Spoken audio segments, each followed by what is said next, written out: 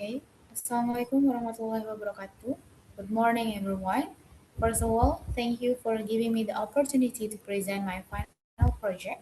My name is Fadila Ali Maharam, and today I will present my translation analysis with the title Types of Translation from the novel Alice's Adventures in the Wonderland.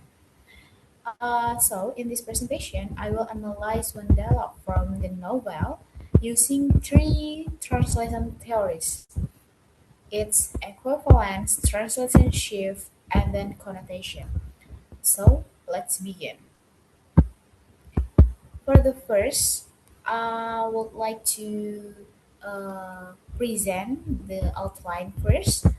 For the first, is talk about the introduction, the novel, and then the dialogue that I choose. And then the second is I will explain the theory of equivalence and then translation shift and connotation.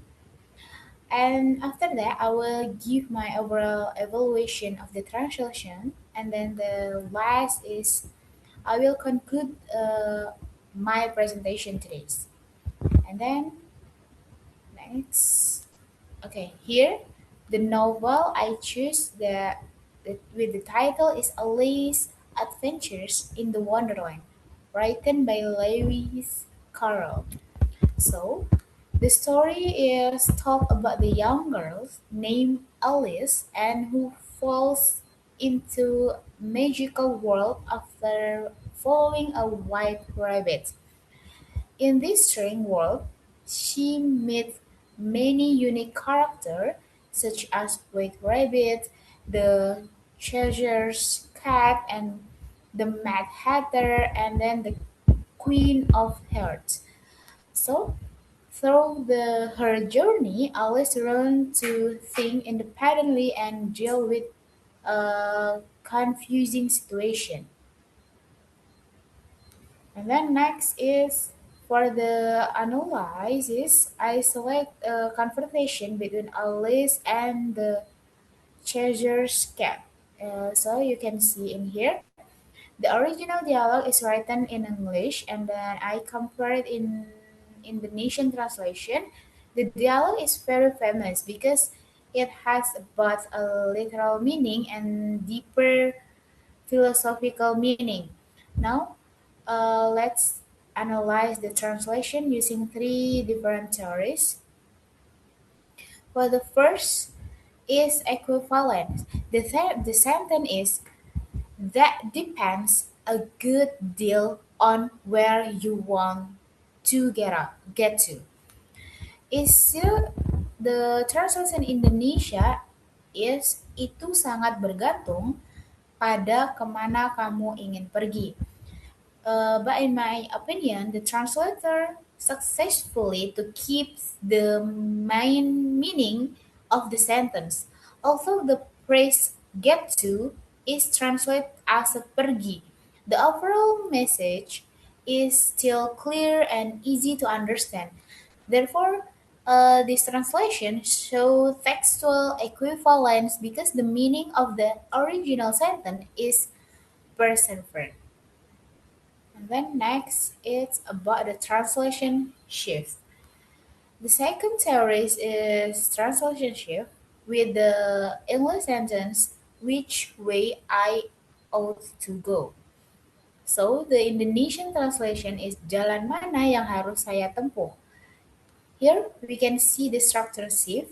In English, the focus in on the verb go, and then, however, in Indonesia, the translator changed the structure by using jalan and tempuh. This change make the sentence sound more natural and more appropriate in Indonesia. So, this is an example of successfully structured shift.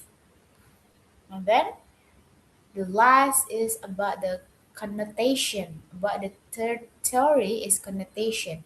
The sentence says that then it doesn't matter which way you go.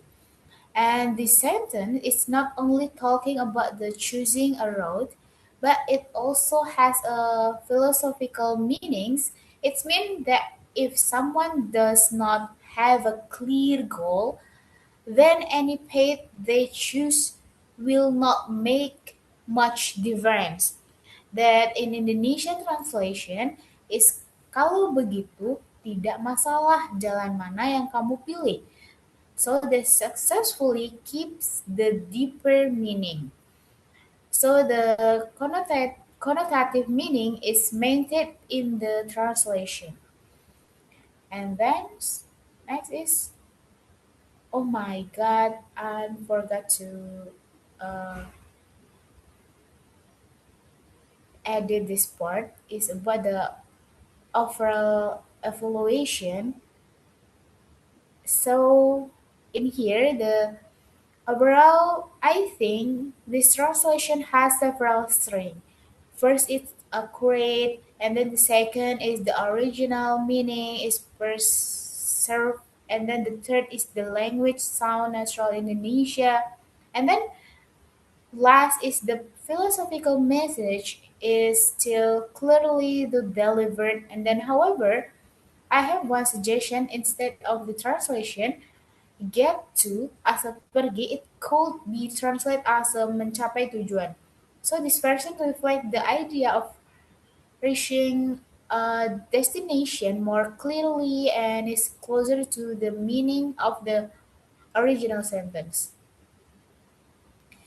So to conclude, I believe that this translation is successfully the translator maintained the original meanings while making the dialogue natural for Indonesian readers. And then the translation also applies the theory equivalence as, and then use the structure sieve effectively and then preserve the connotation or connotative meaning of the dialogue. So therefore, the translation is both accurate and meaningful. I think that's all for my presentation. Thank you so much for your attention. If you have any question, I will be happy to answer them. Thank you. Wassalamualaikum warahmatullahi wabarakatuh.